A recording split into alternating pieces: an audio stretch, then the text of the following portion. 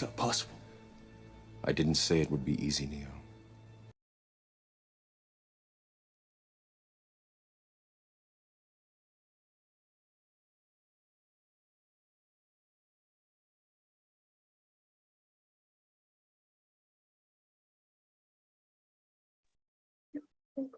Minimum. All right, please introduce yourself, state your name and DOC number for the record.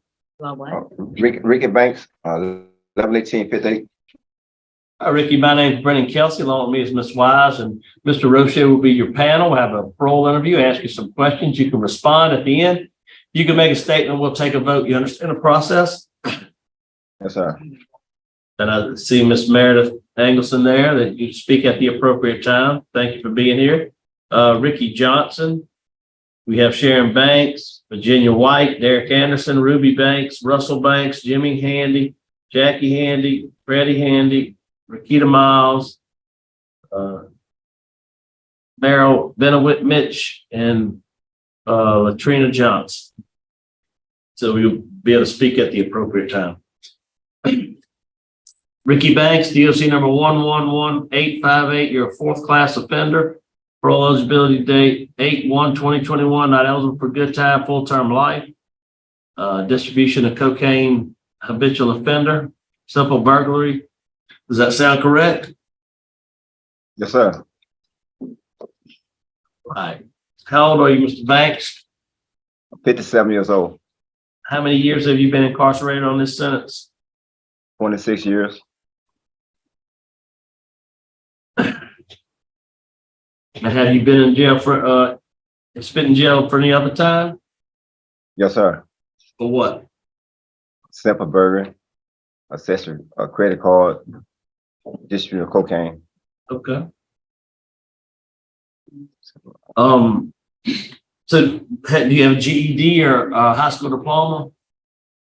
No, sir. I don't have a GED, but I participate in this program, What kind of programs you've been participating in? literacy program, What programs? literacy program. Yeah. What have you? Are you still working on that? No, sir. I was dropped. Okay. How many have you been taking some classes? What kind of classes have you taken? I took a cage rage, anger management, 100 hours, STR program, thank for a change, and a two-poker class. Yeah. What do you currently do there? You're a trustee there? Yes, sir. Class B trustee. That's it. What's your job? I'll work at a Hope cell block order where they feed other inmates in the cell, clean up, whatever needed to be done.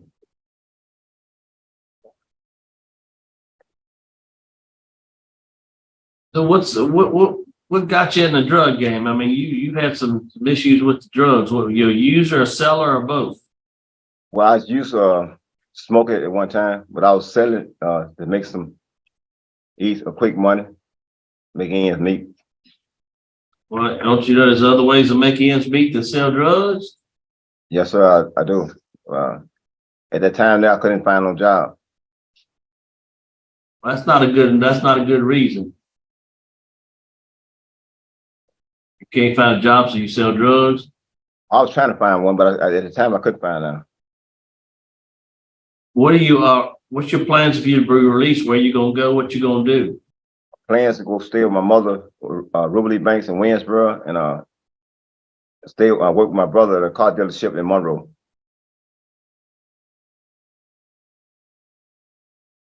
Yeah, he works at a car dealership in Monroe. Yes, sir. And I continue to go A&A. Have you ever had any long-term substance abuse, or just these classes that you see? You have, reentry. You've taken cage race, thinking for a change, anger management. Have you had any long-term substance abuse? STR program. Ever had any? Been on any like treatment facility? Been had anything while you were out, or had anything while you no long term? You've taken some classes. Are you doing NAA right now? Yes, sir. You go to NAA how often? We go every Thursday night. Thursday night. How long you been going for? About 2 months. 2 months, just started going, all right? Yes, sir. You're just trying to get into it and get it going. I get you. What, tell me, looking at your write-ups, tell me what happened. Looked like you had a disciplinary write-up in 2022. That don't make me feel good. Tell me about that. Well, I was working in the kitchen and I was frying the chicken and I thought I had permission from my supervisor, but it was a misunderstanding. I thought I had asked her, can I get some of the chicken? But she didn't quite hear me. And the major made it around. He seen me frying the chicken. He notified the colonel, and he rolled me up and made me rush tooth for the chicken. So you were frying some chicken, you said? Yes, sir. I work in the kitchen. I was frying some chicken. For yourself? Yes, sir. For to eat on. You had to pay some restitution. Yes, sir. I paid restitution for it.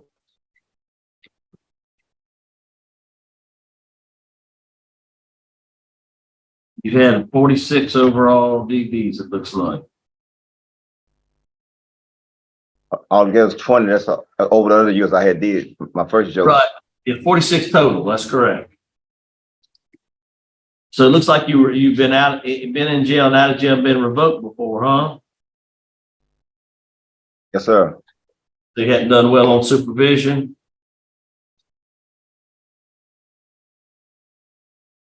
When you've been out, you hadn't done well on supervision. You've had problems on supervision. Have you? I'm asking you. Yes, sir. Yes, sir. Okay. And of course, on your rap sheet, you had some, pretty bad arrests here. You had, of course, wasn't charged, but had an armed robbery, aggravated kidnapping, simple robbery. Had some marijuana charges, stolen things, second-degree battery. You had indecent behavior with juvenile, 2 counts. These are all what you were arrested for and all that. So what was going on with y'all during that time? Well, a simple indecent behavior with juvenile. I was in as a charge. I went to trial on that, and I was found not guilty on that charge there. Okay. Well, I'm just asking what was going on with you getting arrested for all of those things. What was going on with you during those times? You used a lot of drugs, drinking. At the time I wasn't thinking right. I was doing a lot of drinking. I was drinking like every day. Warden, you got any input for us? Covered it pretty good, Kelsey. You did have that write up, 22 back a year ago. He just got his Class B trustee here last month, and he continues to work as a janitor and cleaner for us at Camp D. And he's taking what tell me the classes he's taking you have? I was looking at him. He just on a board last month got his Min B trustee status. Okay. He's been a Min C last earned 9/22 of 20. Okay. So he had the Min C 3 years and he just got upgraded to a B. Okay. All right. Thank you, sir. Sure. All right, we'll hear from Derek Anderson. Is Derek here? Or on the phone or somewhere? Derek Anderson? Mr. Kelsey. And sorry, I think Okay, it cut out. Derek Anderson. I was gonna let Derek Anderson speak. Is he here around or he not on? Yeah. Hadn't been connected. All right. What about Miss Virginia White? Yes, sir. I'm here. Okay, would you like to go ahead and make a statement for us? Yes. Good morning. My name is Virginia White, and I'm the Client Service Specialist at the Innocence Project New Orleans. And I've had the opportunity to meet with Mr. Banks several times to prepare for his reentry plan and also in preparation for today. And I just want to take a few minutes just to speak about his transformation. First, I would like to recognize Mr. Banks' good humor, warmth, his peaceful demeanor, humility, and these have all become integral parts of his character. What sets this time he spent in prison apart from prior times is that there's been a profound change in his self-perception. He firmly believes in his ability to achieve his goals through determination and hard work, and he's acutely aware of the value of his future and the steps to take in reaching those future goals. Mr. Banks has demonstrated an exceptional work ethic, commitment to various programs, and unyielding focus on his rehabilitation, even when progress proved to be challenging. And I believe that this resilience is a testament to his determination to evolve and also grow. And it's evident through the several times he's attempted to take the GED, although, he has not passed yet, but he has not given up on that goal. And notably, Mr. Banks has also shown a willingness to participate in sobriety maintenance, despite having maintained his sobriety for an impressive 26 years. We've established direct communication with NELSA, which is the Northeast Louisiana Substance Abuse Program. And they've agreed to tailor their program to his specific needs and will maintain dialogue and communication with Mr. Banks. He also was able to complete their intake assessment, which was involved about up to an hour of time with different questions, just assessing his history and current status. And they determined that a more restrictive or intensive plan was not necessary. And this further affirms his commitment to recovery. I think that another successful piece of his reintegration is the support of his family. He would be going to live with his mother, his children, and also extended family are also there. Despite the length and physical separation, they remained an invaluable piece of support for Mr. Banks over the years, and they will be his plan for housing and support with employment upon his release. Right. Okay, thank you. I'm sorry. But I just wanted to close with saying that he embodies the potential for rehabilitation and reintegration. And he also has the direct service support from IPNO Client Services. Thank you for your time. Thank you. We'll hear from Mr. Ricky Johnson. Is Mr. Ricky Johnson around? Yes, sir. Okay, go ahead. I just want to say on my father's behalf, when you sit there thinking about giving a second chance, I'm a firm definition of second chance because at one point in time, I was in his shoes. I know that feeling. And, by him being locked up, not being able to be there for me as a father, behind the bars, he was able to sit there and transform into a wonderful father, a son. He showed me how to be able to sit there and go out and work because I also myself had armed robbery charges and all kind of other things, but he showed me it's a different way to sit there and be a better person and not make the mistakes that he made. He showed me how to sit there and be a father and how to sit there and love my family and stuff. He showed me how to go out there and work and show other people, what I'm saying, it's not good to take more, but also go out there and just get it on your own and stuff. He's a good person. And when you're looking at me, what I'm saying, I was able to be afforded that second chance. And I'm a very good person. I'm a good person in my community and stuff. I help out a lot of kids and things of that nature and stuff, and if it had not been for him, I wouldn't be where I'm at right now. Like he actually helped motivate me and show me and train me and teach me how to be a man and how to stand up and not go down the same path that he went down. And I know at the end of the day that he's very sorry and remorseful for the things that he did. He didn't have that training and upbringing to sit there and show and guide him that way. But with the time that he has done, there's no doubt in my mind that with the support of his kids, his mother, his sisters, his grandkids, that he can't be a better person. We know that he can be a better person if he's given that second chance, and I'm just hoping and praying that the board see that all the good work that he's did over the time, not just me, but his other kids, he has showed us it's a better way to life. He wasn't physically but mentally writing us, talking to us over the phones and stuff, emails and things of that nature. He showed us, it's a better way and don't make the mistakes that he made. And as I said again, I'm a prime example of a person can change if given a second chance. All right, thank you. All right, Mr. Banks, would you like to make a statement on your behalf? I'm sorry, Commissioner Kelsey, Ms. Sharon Banks was also on the list to speak, if that's possible. Okay, she can make a brief statement.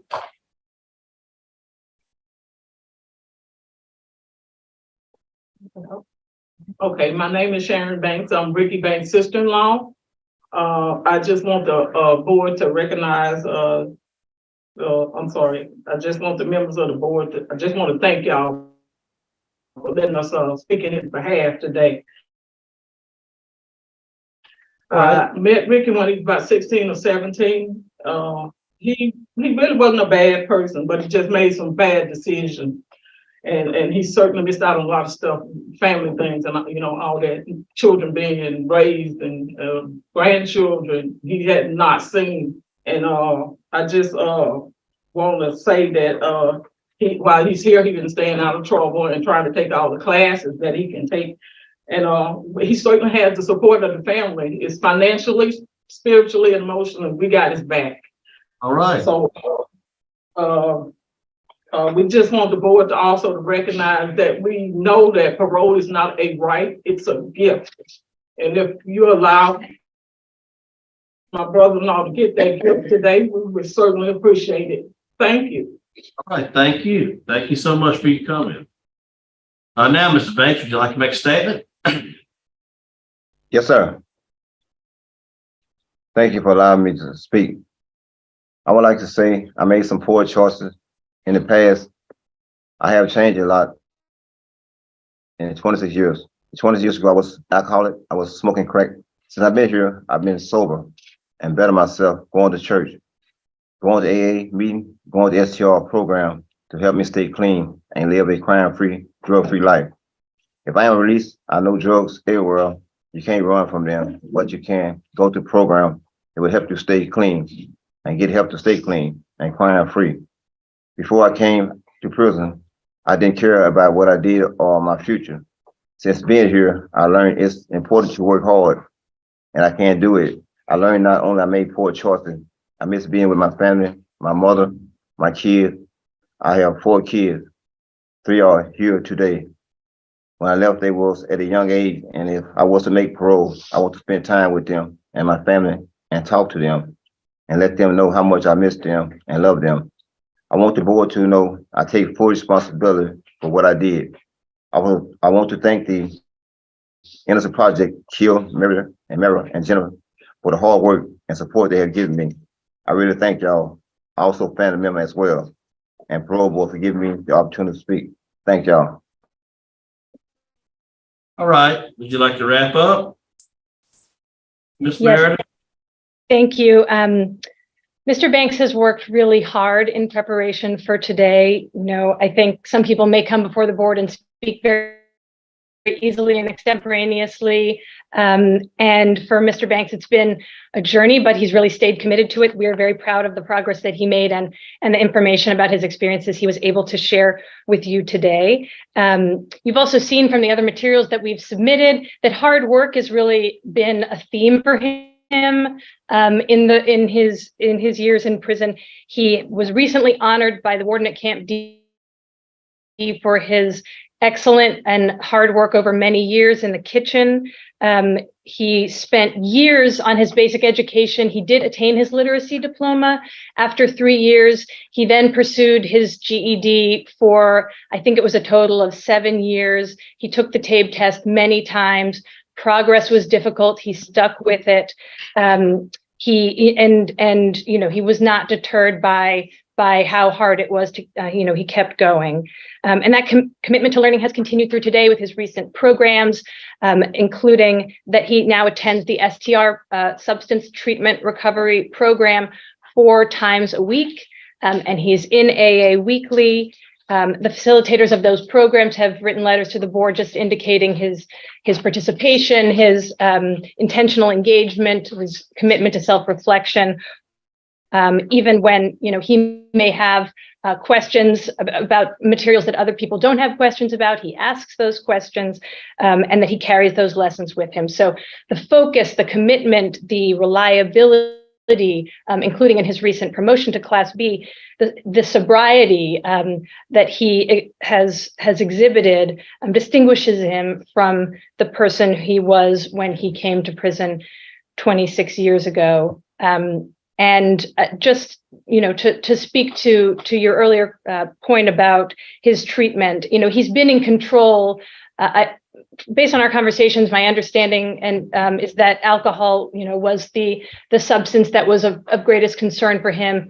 That is an addiction that he has been in control of for 26 years, which is, I do think, distinguishes him from many people who come before this board and who have relapsed in prison. That said, he is not resting on that. He has taken programs in preparation for freedom to make sure that he has additional skills to support him in that sobriety through AA and STR, which he does have a number of months left to do, and is committing to working with the Northeast Louisiana Substance Abuse Program, which has already evaluated him.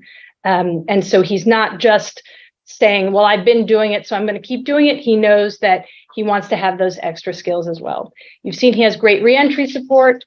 And he intends to, structure his life around the family who is present today. And of course, Innocence Project New Orleans very much hopes for the opportunity to continue to work with him in freedom. And we ask that you grant his parole. All right. Thank you. Thank you for your comment.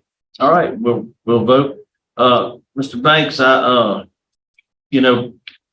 little disappointed about the fact you did get right up, a couple of years ago. That is disappointing after being in there for a while. And I do hear, you have folks saying maybe you need long-term, maybe you don't need long-term, don't think you need long-term treatment.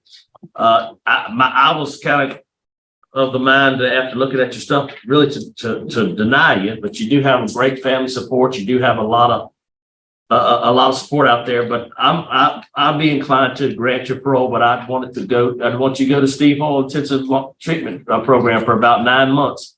I know you're doing a little there, you're doing a little here, you're doing NA, this would give you a great opportunity. You want to work hard, there's an opportunity to work hard. You can learn a lot of things there. And that, again, just one vote. My vote would be for you to grant you to the Steve Hall Intensive Substance Abuse Program. After your successful completion, you'll be released to have NAA 3 times a week and a curfew from 9 p to 6 a and maintain full-time employment. Again, I'm just one vote. And I think that, I understand that you've been sober, but you've been in a controlled environment for a long time. I understand that you have started taking some classes, and that's good. But I think this will give you the tools you need to make it out there. So, Mr. Roche. Thank you, Mr. Chairman. Mr. Banks, good morning. I had to look and see if it was still morning. Good morning. Mr. Banks, I've studied your case for the last 2 or 3 days. You have an extensive criminal history. You've been convicted of 4 felonies. You've been on supervision a number of times, and you've not been successful. The entire legal community, the judge, the DA's office, law enforcement, the sheriff's office, all submitted statements or letters opposed to your early release. And then I see a disciplinary write-up only 13 months ago. If it was 1 month sooner, you would have been taken from the docket, because we have a policy.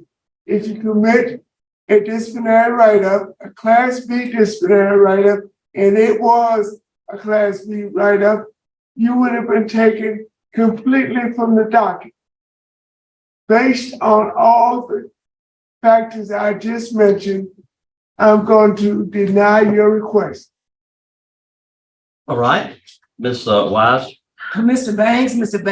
Banks.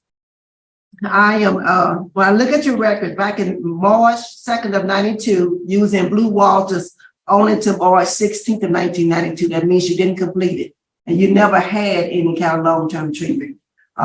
With that being said, and what your son said today, it just really, you shake his hand because he is the reason why I'm voting in favor of you, because you've done well in parenting your children from where you are.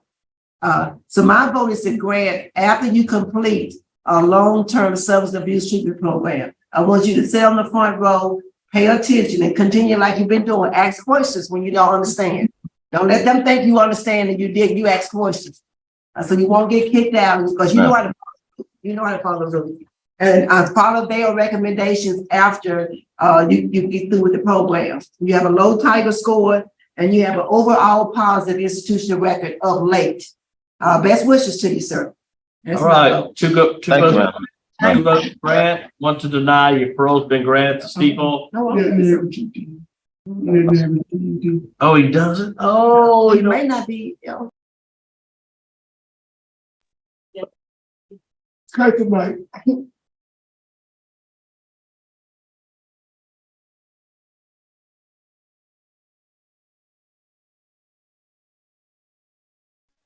I don't know what's happening.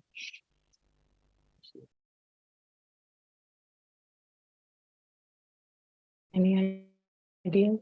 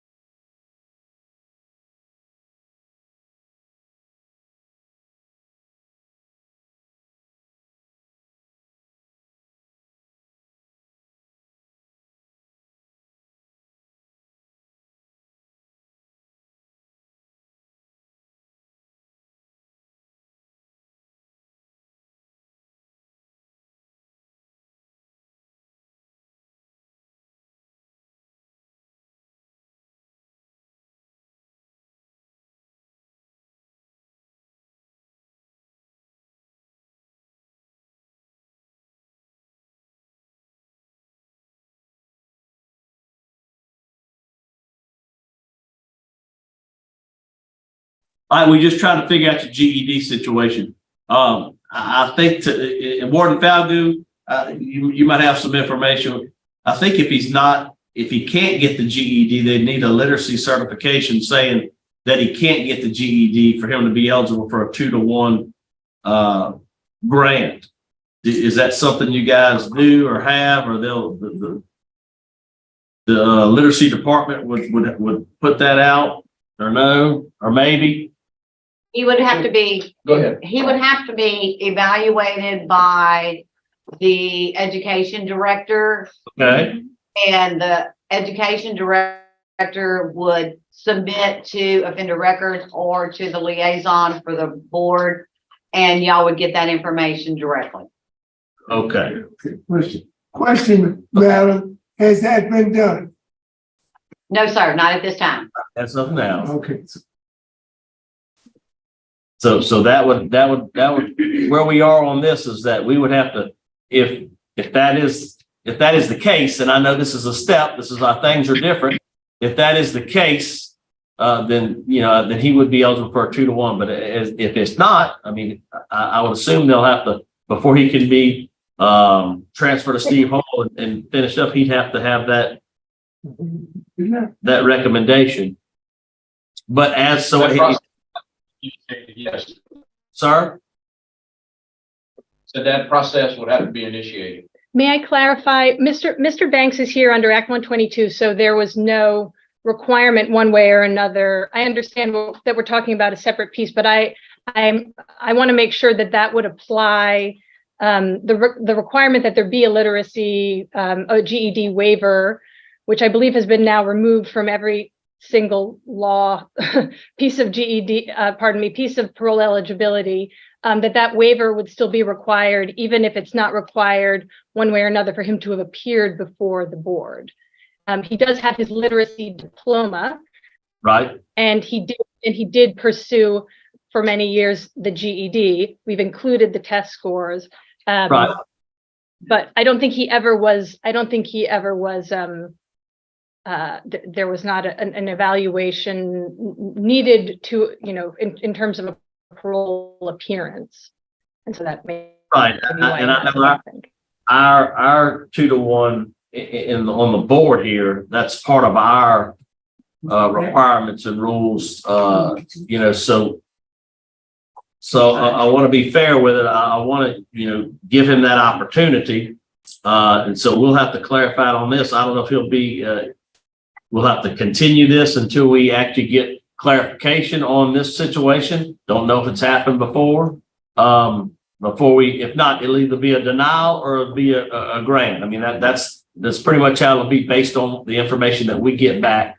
And might we work with the prison to see if, I'm sorry, I didn't realize you were speaking. In the interim, perhaps we can work with the prison to see if such an evaluation can be done. Absolutely. You need that needs to be done for sure. Yeah, that needs to be done, and we'll get some clarification on that.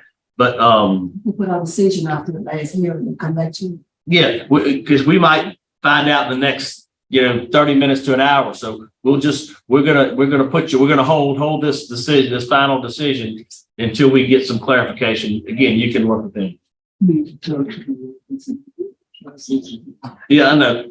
Yeah, that process. I mean, if they can get it, he said the process has to be initiated. So however long the process, if it takes 30 days, he'll just have to wait 30 days, and then he'll be headed to. And if that's a requirement that we can, that fits us of the board, then yeah, you might have to sit there for another 30 days, then move to Steve Hall, and then move on.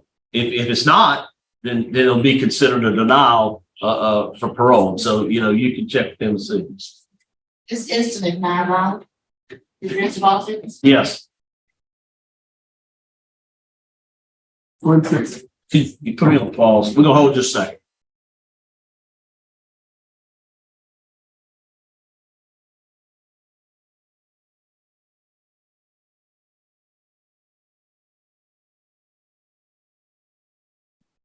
We're gonna.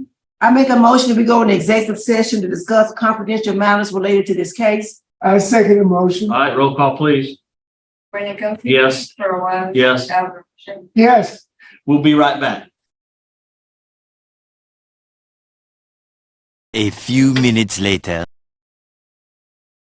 All right, we're back.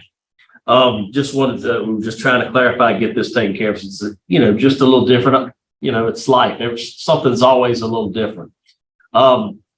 So we did clarify that I think Angola is working on the education department, getting a letter put together stating that he's not that he can't get his house set. So Yes, sir. It's going to be delivered to me here shortly. Okay, thank you. So yeah, so according to that, we'll 2 votes to grant, 1 to deny. He is eligible to be granted to Steve Hall Intensive Substance Abuse Program. He'll go for 9 months. And then after that, successful completion, you will be released with the stipulations as stated. 3 times a week in AA, curfew for 9 p to 6 a, maintain full-time employment. And follow their recommendations. Follow their recommendations. You got it? We good? So we got that. Look, we got it all taken care of in just a minute. Mr. Banks, you were worth it. You were Everything's good. worth it. Everything's good. But hey, look, it's your Thank opportunity. you. I appreciate y'all too. Sit on the front row. Sit on the front All row. right. All right. Thank you, Ward. Thank you, I Ward. appreciate it.